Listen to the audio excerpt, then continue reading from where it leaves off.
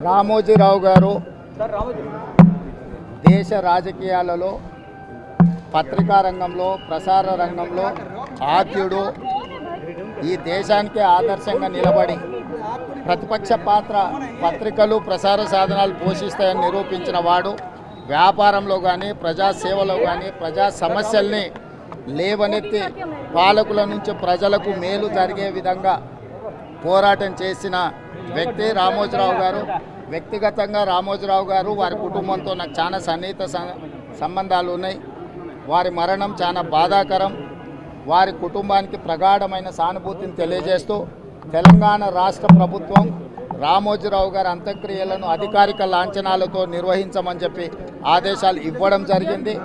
రామోజీరావు గారు చనిపోవడం అనేది ఒక తీరని లోటు. తెలుగు రాష్ట్రాలకే కాదు ఈ దేశంలో పత్రికా రంగానికి ఎనలేని సేవలు అందించిన రామోజీరావు గారి మరణం అనేది ఒక దురదృష్టకరమైన సందర్భము.